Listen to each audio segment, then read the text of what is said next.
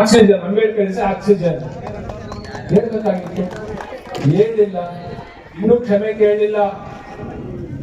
ಅದರರ್ಥ ಅಂಬೇಡ್ಕರ್ ಅವರ ಸಿದ್ಧಾಂತವನ್ನು ನಾವು ಒಪ್ಪೋದಿಲ್ಲ.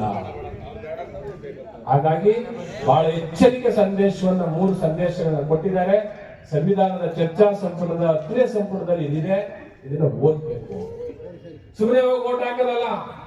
ಏನ್ ಹೇಳ್ತಾರೆ ಬಾಬಾ ಸಾಹೇಬ್ ಅಂಬೇಡ್ಕರ್ ಬಗ್ಗೆ? British governor general lord Mount baton ಭಾರತದ ರಾಜ ಮಹಾರಾಜರು ಭಾರತದ ಚರಿತ್ರೆಯನ್ನು ಬದಲಾಯಿಸಲಿಕ್ಕೆ ಈಟಿ ಬರ್ಜಿ ಆಯುಧಗಳನ್ನ ಬಳಸಿದ್ರು.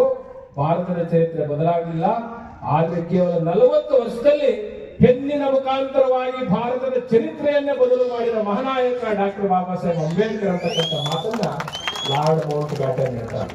ಆ ಮಾತನ್ನ ಯಾವಾಗಲೂ ಜ್ಞಾಪಕ ಇಟ್ಕೋಬೇಕು. ಅಂಬೇಡ್ಕರ್ ಬದಲಾವಣೆ ಮಾಡಿದ್ದು ಪೆನ್ನಿನ ಮುಖಾಂತರವಾಗಿ, ಗನ್ನುಗಳಲ್ಲ, ಪೆನ್ನಿನ ಮುಖಾಂತರ ಬದಲಾವಣೆ ಮಾಡಿರೋದು. ಹಾಗಾಗಿ ಪೆನ್ನನ್ನ ಆದರ್ಶವಾಗಿ ಇಟ್ಟುಕೊಂಡು ಬಾಬಾ ಸಾಹೇಬರು ಇಡೀ ಸಮಗ್ರ ಅಖಂಡ ಭಾರತದ ಕಲ್ಪನೆಯನ್ನು ಕಟ್ಕೊಂಡು ಬಂದವರೆ. ಇಂಥ ಸಂದರ್ಭದಲ್ಲಿ ಸನ್ಮಾನ್ಯ ಉಸ್ತುವಾರಿ ಸಚಿವರು ಇಡೀ ರಾಜ್ಯಾದ್ಯಂತ ಸಂವಿಧಾನ ಓದು ಮತ್ತು ಪ್ರಜಾಪ್ರಭುತ್ವದ ದಿನವನ್ನ ಇಂಟರ್ನ್ಯಾಷನಲ್ ಡೆಮಾಕ್ರಸಿ ಡೇ ಮಾಡಿದ್ರು. ಪ್ರಜಾಪ್ರಭುತ್ವದ ಮೌಲ್ಯಗಳು ಎತ್ತಿಡಿದ್ರು.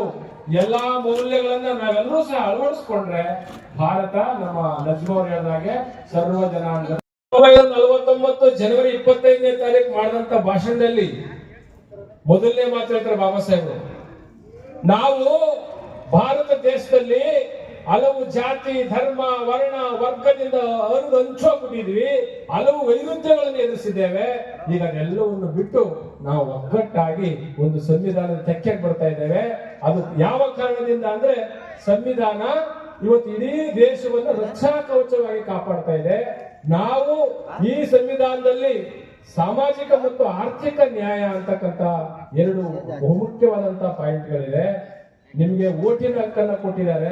ಓಟಿನ ಹಕ್ಕು 4 ಎಕರೆ ಇದ್ದವನು 1 ಓಟು, 400 ಎಕರೆ ಇದ್ರು 1 ಓಟು, 4 ಕೆಲಿಕ್ಕೆ ಹಾಕಿ ಮಡಗಿದ್ರು 1 ಓಟು, 1 ಕಣ್ಣಿಲ್ಲ ಅಂದ್ರೆ 1 ಓಟು, 1 ಕಾಲಿಲ್ಲ ಅಂದ್ರೆ 1 ಓಟು. 1 man 1 vote 1 value. ಇದು ರಾಜಕೀಯ ಸಮಾನತೆ ಕೊಟ್ಟಿದ್ದೇನೆ ನಾನು ಪ್ರತಿಯೊಬ್ಬರಿಗೂ. ಆದ್ರೆ ಆರ್ಥಿಕ ಸಮಾನತೆ ಬಂದಿಲ್ಲ, ಸಾಮಾಜಿಕ ಸಮಾನತೆ ಬಂದಿಲ್ಲ. ನೀವಿದನ್ನೇನಾದ್ರೂ 20 ವರ್ಷದಲ್ಲಿ ಈ ಸಾಮಾಜಿಕ ಅಸಮಾನತೆಯನ್ನು ಹೋಗಲಾಡಿಸಲಿಲ್ಲ ಅಂದ್ರೆ ರೊಚ್ಚಿಗಿದ್ದ ಜನ ಡೆಮಾಕ್ರಸಿಯನ್ನು ಧ್ವಂಸ ಮಾಡ್ಬಿಡ್ತಾರೆ ಅಂತಕ್ಕಂಥ ಮಾತನ್ನು ಹೇಳಿದೆ.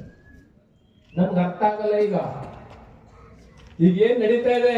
ಒಂದು ದೇಶ ಒಂದು ಚುನಾವಣೆ, ಒಂದು ದೇಶ ಒಂದು ವಸ್ತ್ರ, ಒಂದು ದೇಶ ಒಂದು ಆಹಾರ, 1 ನೇಷನ್ 1 ಬ್ಯಾಂಕ್, 1 ನೇಷನ್ 1 ಕಲ್ಚರ್. ಏನ್ ನಡೀತಾ ಇದೆ ದೇಶದಲ್ಲಿ? ಇದನ್ನ ನಾವು ಬಹಳ ಸೂಕ್ಷ್ಮವಾಗಿ ಅರ್ಥ ಮಾಡ್ಕೋಬೇಕು. ನಾವು ಅಲಂಗನಹಳ್ಳಿ ಇರ್ತಕ್ಕಂಥ ಪ್ರಿಯಾಪಟ್ಟಣದ ನಮ್ಮೆಲ್ಲ ಬಂಧುಗಳು ತಿಳ್ಕೋಬೇಕು.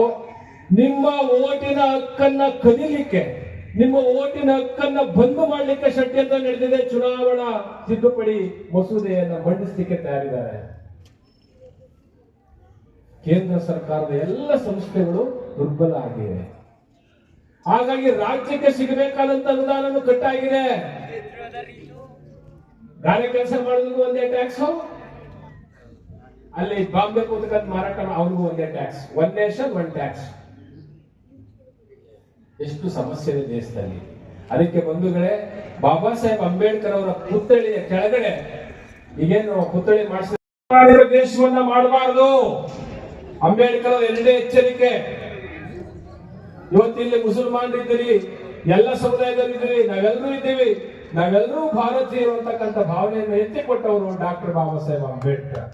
ಅಂತ ಬಾಬಾ ಸಾಹೇಬ್ ಅಂಬೇಡ್ಕರ್ ಅವರ ಮೂರ್ತಿ ಬಂದಿದೆ ಅಂದ್ರೆ ಇಡೀ ಊರು, ಇಡೀ ಪ್ರಿಯಾಪಟ್ಟಣ ಒಂದು ಸ್ಫೂರ್ತಿಯ ಸೆಲೆಯಾಗಿರ್ಬೇಕು. 3ನೇ ಎಚ್ಚರಿಕೆ ಏನು ಅಂಬೇಡ್ಕರ್ ಹೇಳ್ತಾರೆ ಅಂದ್ರೆ ವ್ಯಕ್ತಿ ಪೂಜೆ ಅಪಾಯ, ಪ್ರಜಾಪ್ರಭುತ್ವದಲ್ಲಿ ವ್ಯಕ್ತಿ ಪೂಜೆ ಮಾಡಬಾರದು ಅಂತ. ಇವತ್ತೇನ್ ನಡೀತಾ ಇದೆ? ವ್ಯಕ್ತಿ ಪೂಜೆ ನಡೀತಾ ಇದೆ. ಇದು ಡೆಮಾಕ್ರಸಿಗೆ ಬಹಳ ಅಪಾಯ. ಹಾಗಾಗಿ ಬಂಧುಗಳೇ, ನಾನು ಕೇಳ್ಕೊಳ್ಳೋದು ಸನ್ಮಾನ್ಯ ಗೃಹ ಸಚಿವರು, ಸನ್ಮಾನ್ಯ ಮೋದಿ ಸಾಹೇಬರಿಗೆ ನಾನು ಇಲ್ಲಿಂದನೇ